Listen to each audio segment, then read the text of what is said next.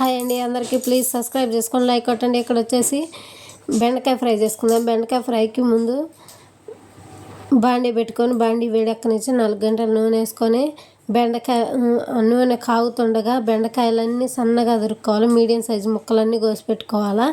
Medium size ముక్కలు కోసి పెట్టుకున్న తర్వాత నూనె బాగా కాగిన తర్వాత బెండకాయలన్నీ కాలే నూనెలో వేసేయాలా. వేసేసి బెండకాయలన్నీ బాగా ఫ్రై అవ్వనివ్వాలా. బాగా ఫ్రై చేసుకోవాలి బెండకాయలన్నీ. ఉల్లిపాయలు బెండకాయలు మొత్తం కలిపి ఫ్రై చేసుకోండి, అప్పుడు బాగుంటాయి. ఉల్లిపాయలు కూడా బాగా బ్రౌన్ కలర్లో వచ్చేసి ఉల్లిపాయలు అనేవి బెండకాయలతో పాటు ఫ్రై అయ్యి బాగుంటాయి. టేస్ట్గా కూర కూడా టేస్ట్ వస్తుంది. ఇలా మొత్తం వేయించుకొని బెండకాయలు ఉల్లిపాయలు మొత్తం కూరలోకి వేసుకుంటాం కదా. ఉల్లిపాయ ఒక ఉల్లిగడ్డ కోసుకోండి. అలా మొత్తం వేయించుకొని ఒక స్టైనర్కి తీసుకోండి ఒక గిన్నెలోకి. ఇక్కడ వచ్చేసి మనం బెండకాయ ఫ్రైలోకి మనం కారం నూరుకుందాము.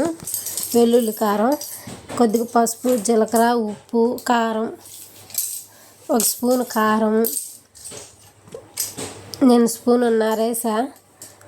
1 స్పూనున్నర కారం, ఒక 1/2 స్పూను పసుపు, 1 స్పూన్ జీలకర్ర, 4 రెమ్మలు చిన్నులపాయలు పొట్టు వలిసి వేసుకోవాలా. అన్నీ వేసుకొని మెత్తగా దంచుకోవాలి. మెత్తగా దంచుకొని చిన్నులపాయలు అన్నీ బాగా పగలగొట్టి మెత్తగా కారంలోకి దంచి కారం అనేది ముద్దలాగా రావాలా.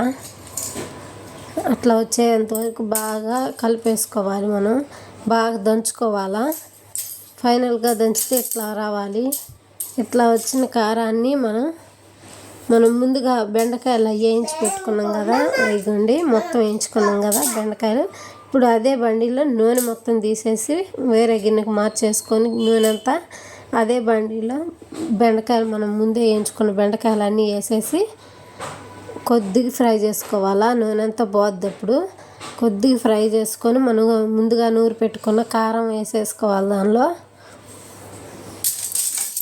కారం అంతా వేసేసుకొని ఇంకా కలిపితే ఇల్లు అంతా గుమ్మగుమ్మలు ఆడిపోతుంది. అసలు దీనిలో కాంబినేషన్గా పప్పులోకి కానీ పప్పుచారులోకి కానీ రసంలోకి కానీ అదిరిపోతుంది బెండకాయ ఫ్రై.